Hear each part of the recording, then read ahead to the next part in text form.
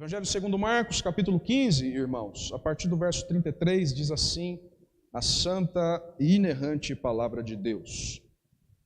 Chegada a hora sexta, houve trevas sobre toda a terra até a hora nona. À hora nona, clamou Jesus em alta voz: Eloi, Eloi, lama sabactani, que quer dizer: Deus meu, por que me desamparaste? Alguns dos que ali estavam, ouvindo isto, diziam: Vede, chama por Elias. E um deles correu a embeber uma esponja em vinagre e, pondo-a na ponta de um caniço, deu-lhe de beber, dizendo: Deixai, vejamos se Elias vem tirá-lo. Mas Jesus, dando um grande brado, expirou. E o véu do santuário rasgou-se em duas partes, de alto a baixo. O centurião que estava em frente dele, vendo que assim expirara, disse: Verdadeiramente, este homem era o Filho de Deus. Estavam também ali algumas mulheres, observando de longe. Entre elas, Maria Madalena, Maria, mãe de Tiago, o menor, e de José, e Salomé, as quais, quando Jesus estava na Galileia, o acompanhavam e serviam. E além destas, muitas outras que haviam subido com ele para Jerusalém. Até aqui, irmãos, vamos orar mais uma vez, rogando a iluminação do Santo Espírito de Cristo. Acabamos de ler a Tua palavra, Senhor, inspirada pelo Teu Espírito. Pedimos ao Senhor agora que o mesmo Espírito que a inspirou traga iluminação a todos nós, a toda a Tua igreja, para que entendamos e ouçamos a Tua voz e assim sejamos dirigidos pelo Senhor em todos os nossos caminhos. Transforma-nos, ó Deus, por meio da pregação da Tua palavra. É a oração que Te pedimos e a fazemos em nome de Jesus, o nosso Redentor. Amém. Irmãos, nesta nossa série de exposições, este já é o terceiro sermão neste capítulo de número 15. E como os irmãos já sabem, nós estamos diante de um capítulo que trata especificamente dos momentos finais de Jesus em seu ministério terreno. Nós já fomos expostos, portanto, aos versos de número 1 a 32 deste mesmo capítulo.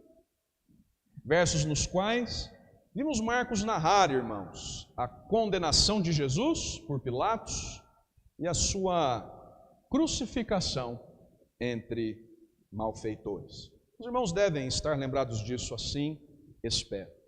Pois bem, e de lá para cá nós aprendemos algumas lições que ainda falam muito conosco, não é verdade?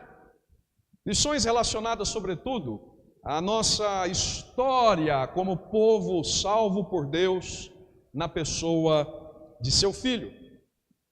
Lições que foram apresentadas, e eu realmente desejo que os irmãos estejam lembrados, como resposta a uma pergunta importante, que tem servido de pergunta pela qual nós temos nos guiado aqui neste capítulo de número 15. A seguinte pergunta: afinal de contas, o que Jesus fez para nos salvar? O que Jesus fez para nos salvar? Estão lembrados disso? Pois então, e que lições foram essas? Quais foram as respostas já apresentadas por Marcos aqui a esta nossa pergunta básica? Ou seja, quais foram as verdades que nós já aprendemos respondendo a esta questão? Bem, segundo a narrativa de Marcos, nós já aprendemos que para nos salvar, em primeiro lugar, Jesus se sujeitou em silêncio à vontade do Pai. Foi o que vimos olhando para os versos de número 1 a 5. Depois, aprendemos também que para nos salvar, Jesus foi sentenciado em nosso lugar. Versos de número 6 a 15. Em terceiro lugar, em resposta à mesma pergunta, aprendemos, de igual modo, que para nos salvar, Jesus foi zombado e espancado. Foi o que aprendemos olhando para os versos 16 a 21. E finalmente, em quarto lugar, a quarta lição que aprendemos olhando para este capítulo de número 15, foi a de que Jesus, para nos salvar, sofreu a mais humilhante de todas as condenações. A condenação dos piores criminosos, a condenação à crucificação. Foi o que vimos, olhando para os versos 22 a 32. Vejam, portanto, irmãos, que foram quatro as lições aprendidas até aqui. Acontece que agora nós vamos aprender mais outras duas verdades, isto é, outras duas respostas àquela nossa mesma questão. O que Jesus fez para nos salvar? O que realmente Jesus enfrentou e fez para nos salvar?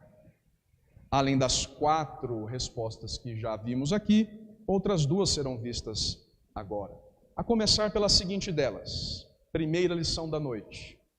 Para nos salvar, irmãos, Jesus experimentou o desamparo do Pai. Repito, primeira lição que este texto que acabamos de ler, versos 33 a 41, nos ensina nesta noite. Para nos salvar, Jesus experimentou o desamparo do Pai. Queridos, são os versos 33 a 36 que nos ensinam isso. E nós veremos como a partir da sua exposição. Reparem que agora Marcos volta a nossa atenção às horas finais de Jesus na cruz. Volte os olhos comigo para o verso de número 33 e veja Marcos dizer, por favor, vejam comigo, que era chegada a hora sexta. Ou seja, Marcos está nos dizendo aqui que já era meio-dia. Vamos nos lembrar de algo importante. No verso de número 25, que nós já vimos antes, Marcos disse que Jesus fora crucificado na hora terceira. Estão lembrados disso? Ou seja, foi crucificado às 9 horas da manhã. Agora, ele está nos dizendo que 3 horas se passaram. Já é meio-dia. E nós sabemos, irmãos, pelo relato de outros evangelistas, que foi nessa primeira metade do tempo em que esteve na cruz, foi durante esse primeiro período, que Jesus proferiu suas 3 primeiras palavras, preso ao madeiro. A primeira, quando ele orou, Pai, perdoa-lhes, porque não sabem o que fazem. A segunda, aquela dirigida a um dos malfeitores ao seu lado. Estão lembrados? Em verdade te digo que ainda hoje estarás comigo no paraíso. E a terceira? A terceira foi dita quando Jesus entregou sua mãe Maria aos cuidados do discípulo amado, João. Mulher, eis o teu filho. Discípulo, eis aí tua mãe. Enfim, essas primeiras 3 horas já haviam se passado. Essas primeiras 3 declarações já haviam sido feitas. Então, diz Marcos agora, chega o meio-dia. E nesse horário específico, irmãos, quando o sol está a pino, no ponto mais alto, quando sua intensidade é sentida mais fortemente, quando a sua incidência é a mais aguda do dia, mais forte do que em qualquer outro momento do dia. Vejam só que coisa curiosa. Diz Marcos no mesmo verso 33. Houve trevas sobre toda a terra até a hora 9. Tudo escureceu, irmãos, do meio-dia às 3 da tarde. Negrume completo. Marcos diz que uma escuridão sinistra se instala pelas horas seguintes. E vejam, do meio-dia, hora sexta, às 3 da tarde, hora 9. Reparem, irmãos, é de um fenômeno sobrenatural que Marcos está falando aqui. Não se trata de um eclipse, porque eclipses solares não ocorreriam nesta época de Páscoa, quando a lua estava cheia. Eclipses solares ocorrem quando a lua é lua nova. Certamente não era um eclipse. As trevas que aparecem aqui apontam, na verdade, para um sinal, ou constituem um sinal de julgamento divino. É um sinal sobrenatural, irmãos, de julgamento. Apenas para que os irmãos entendam o que Marcos está descrevendo. Os irmãos estão lembrados de quando Deus lançou escuridão sobre a terra do Egito, na 9ª praga do livro do Êxodo? Pois bem, é algo semelhante. O Filho de Deus está levando sobre si os pecados de seu povo. Está sendo julgado pelos pecados daqueles a quem amou até o fim. Por isso, trevas de julgamento se instalam. E vejam, que julgamento que é ecoado nas palavras surpreendentes de Jesus no verso 34. Volte os olhos comigo agora para o verso de número 34. E vejam, as únicas palavras da cruz que Marcos registra em seu evangelho. Palavras proferidas já na iminência de sua morte. Já às 3 da tarde, a hora 9, diz o início do verso 34. O que é que Jesus diz? Marcos conta, clamou em alta voz, Eloi, Eloi, lama sabachthani, que quer dizer, Deus meu, por que me desamparaste? São trevas, irmãos, que indicam o julgamento. E julgamento que é sentido no profundo da alma de nosso Senhor, a ponto, diz Marcos, de fazê-lo gritar de agonia, bradar em alta voz, citando o Salmo 22, Deus meu, por que me desamparaste?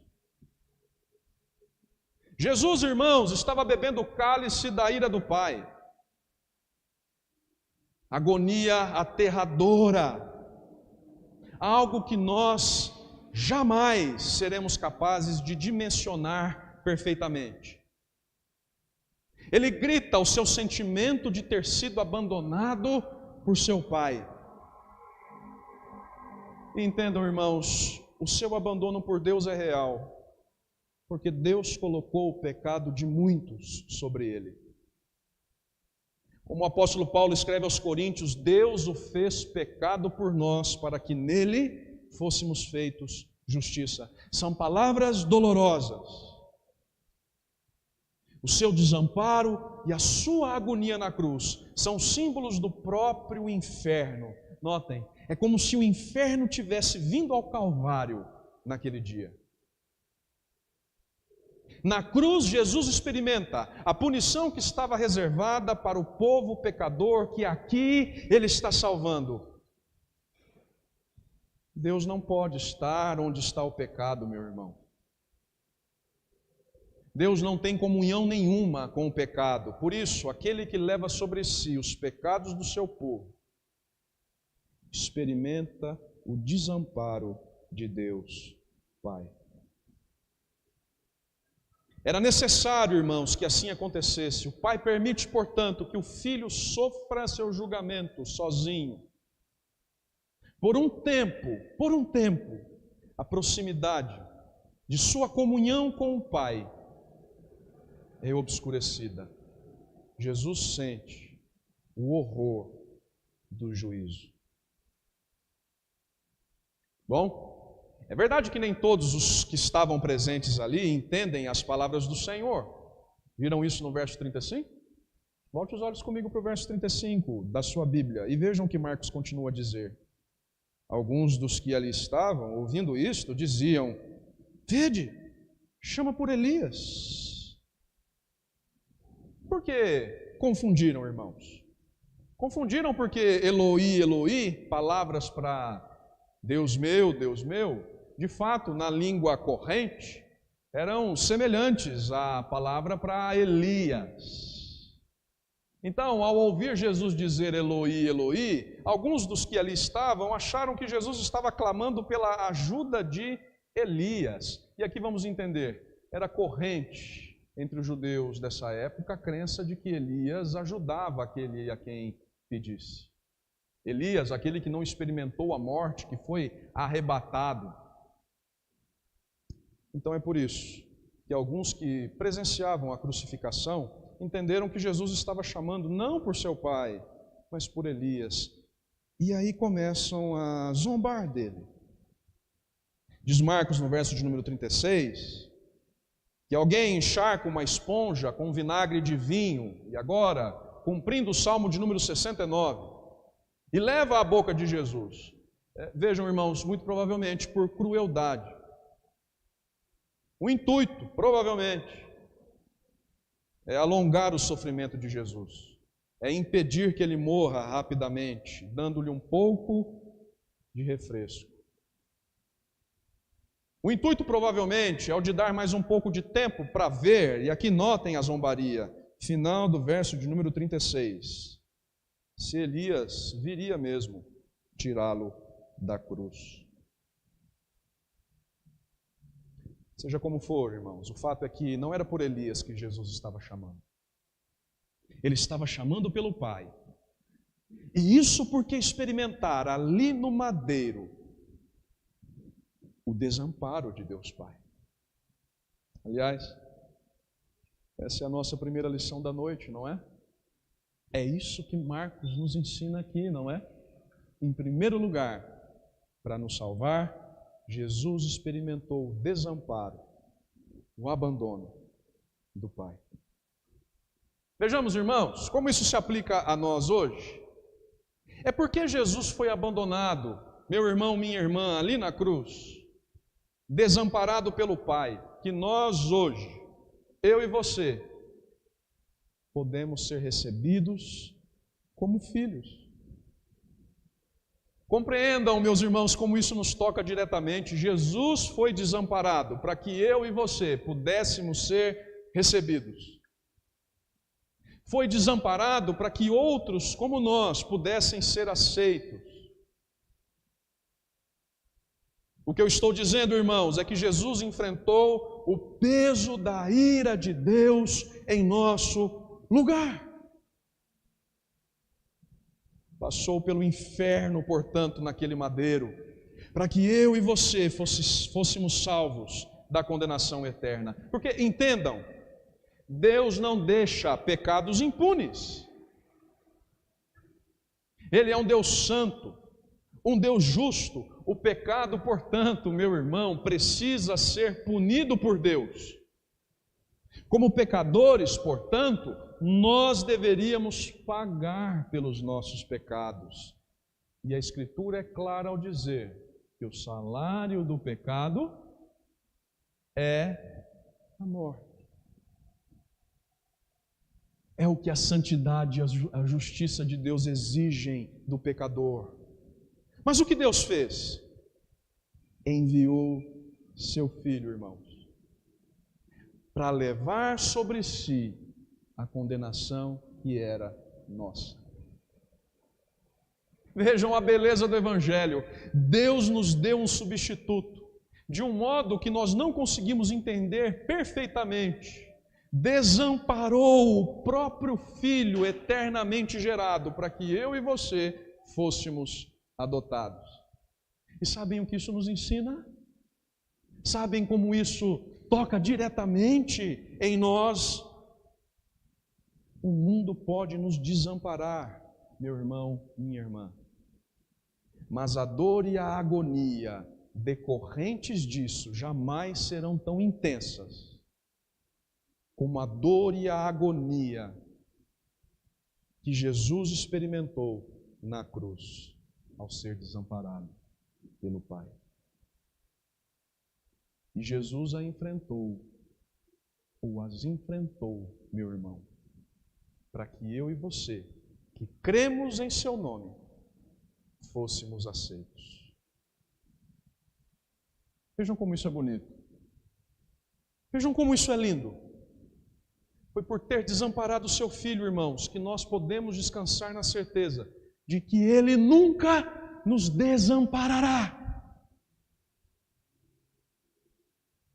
Foi por ter abandonado o seu Filho por alguns instantes no madeiro que nós podemos ter a certeza de que Ele nunca nos abandonará. Você confia e crê nisso?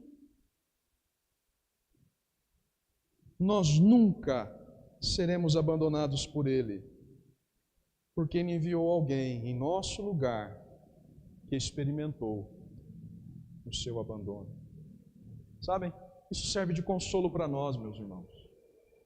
Provações desta vida, doenças, tristezas, sofrimentos na família, relacionamentos desfeitos, fragilizados, enfim, a lista de dificuldades que nós enfrentamos é longa. Mas vejam, tudo isso, quando nós olhamos para o Calvário e pensamos nos sofrimentos de Cristo, tudo isso é nada comparado à glória que Ele garantiu ao morrer por nós. Para nos salvar, Jesus experimentou o desamparo, o abandono do Pai. É a primeira lição que Marcos nos ensina aqui. Mas são duas. Nós vamos olhar para a segunda agora. A segunda lição que o texto nos ensina. Atenção.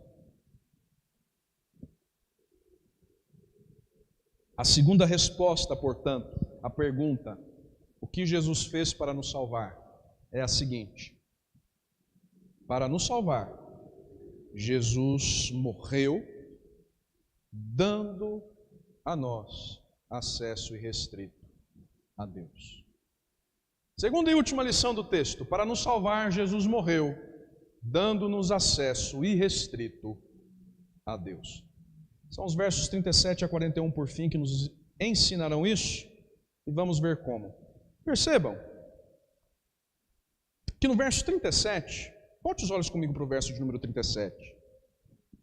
Marcos conta que depois de passar 6 horas de tortura, o nosso Senhor, dando um grande brado, expirou. Ou seja, deu seu último suspiro, morreu. Bem, a gente pode se perguntar aqui, não é, meus irmãos, mas que grande brado foi esse? Embora Marcos não diga diretamente, algumas sugestões são encontradas nos outros evangelhos. Nós sabemos, por exemplo, que suas duas últimas palavras antes da morte foram: está consumado, e Pai, em tuas mãos entrego o meu espírito. Então, seja qual for a palavra que foi bradada aqui, seja qual for o brado que Marcos está mencionando, o fato, irmãos, é que ambas revelam o triunfo e o controle de Jesus sobre toda aquela situação.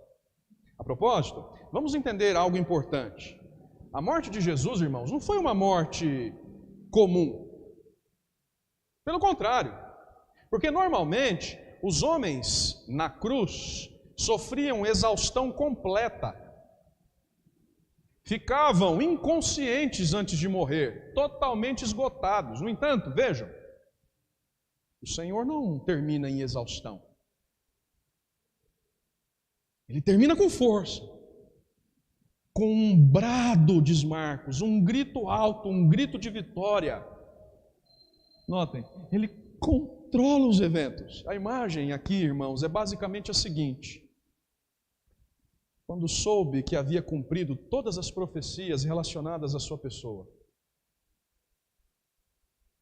quando já havia visto que sofrera o suficiente para obter a salvação de seu povo, Jesus voluntariamente entrega o seu espírito ao Pai. É uma morte voluntária, irmãos. Estão lembrados do que ele ensinou aos seus discípulos? Ninguém tira a minha vida. Eu voluntariamente a dou. Ele cumpriu a sua missão, expiou o pecado, satisfez a justiça de Deus e assim, em seu suspiro final, entregou o seu espírito. E é aí, irmãos, imediatamente após a sua morte, que coisas incríveis ocorrem. Marcos conta duas. Viram no texto? Primeira delas, volte os olhos comigo para o verso de número 38. E o véu do santuário rasgou-se em duas partes, de alto a baixo. Primeira coisa incrível, o véu do santuário se rasgou. A referência aqui, queridos, é a cortina que ficava no santuário entre o lugar santo e o santo dos santos. A cortina que no templo dividia esses dois átrios, a cortina pela qual o sumo sacerdote entrava no Santo dos Santos, onde a Arca da Aliança era guardada. Os irmãos conhecem a história. Sabem que o sumo sacerdote só podia entrar no Santo dos Santos uma vez por ano, no grande dia da expiação. E vejam, para isso, tinha de atravessar essa cortina. Então, fora dessa ocasião específica, no grande dia da expiação, ninguém podia entrar, nem mesmo o sacerdote ou o sumo sacerdote podia entrar, ninguém mais. Só o sumo sacerdote e uma vez por ano. E notem, por que era assim? Já se perguntaram? Isso tem explicação. É a imagem, irmãos, da incapacidade do homem pecador de ter acesso a Deus. Era a representação visível de que o homem pecador não pode ter acesso a Deus. No entanto, vejam o que Marcos diz. Quando Jesus morre, esse véu que separava o lugar santo do santo dos santos se rasga, é rasgado. E prestaram atenção ao texto? Rasgado de cima para baixo. Vejam, isso é muito significativo, irmãos. Mostra que foi um ato sobrenatural, ninguém embaixo rasgou. Foi o próprio Deus quem de cima a baixo rasgou aquele véu. Qual é o significado disso? Vejam, o significado é o de que o acesso a Deus, a presença de Deus foi aberto. Em Cristo, a barreira que separava o pecador de Deus foi derrubada. Jesus morre e com o seu sacrifício, a paz entre o ser humano pecador e Deus é estabelecida. A divisão é removida. Vejam, essa é uma primeira consequência impressionante, narrada por Marcos no texto. Mas notem que não é a única. Olhem comigo agora para o verso 39. O centurião que estava em frente dele, vendo que assim expirara, disse: verdadeiramente, este homem era o Filho de Deus. Segunda coisa magnífica aqui, irmãos, a segunda coisa incrível descrita por Marcos, segunda consequência imediata da morte de nosso Senhor, um centurião, ou seja, um soldado romano encarregado de 100 soldados, alguém que muito provavelmente havia testemunhado a flagelação do nosso Senhor, a zombaria de que foi alvo o nosso Senhor, as cusparadas de que foi alvo o nosso Senhor, a crucificação, a escuridão, o último brado na cruz. Este centurião, diz Marcos, fica profundamente impressionado. Aquilo para ele parece diferente de tudo que havia testemunhado até então. E acreditem, irmãos, crucificações aconteciam aos montes, todos os dias. Mas para aquele homem, a morte de Jesus foi diferente. Ele nunca tinha visto nada assim antes, e então o que é que ele confessa? Marcos conta no verso 39, verdadeiramente, este homem era o Filho de Deus. Ele confessa, irmãos, que o nosso Senhor era o Messias.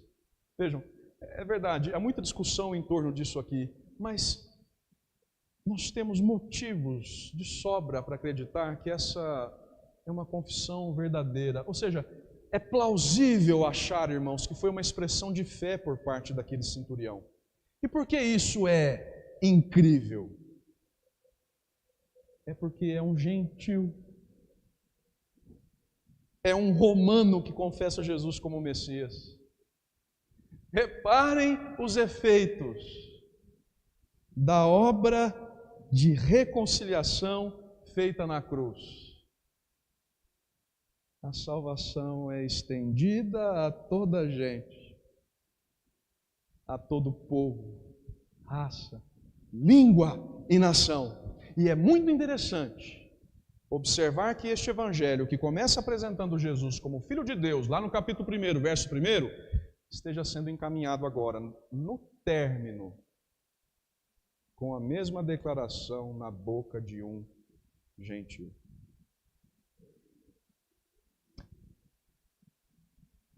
Sinais incríveis.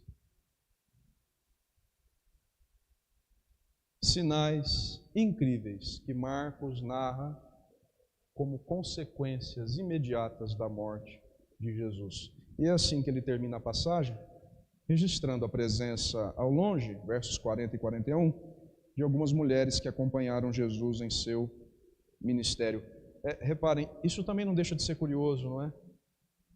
O fato de mulheres testemunharem a crucificação, o sepultamento, posteriormente a ressurreição de Jesus, é algo muito curioso.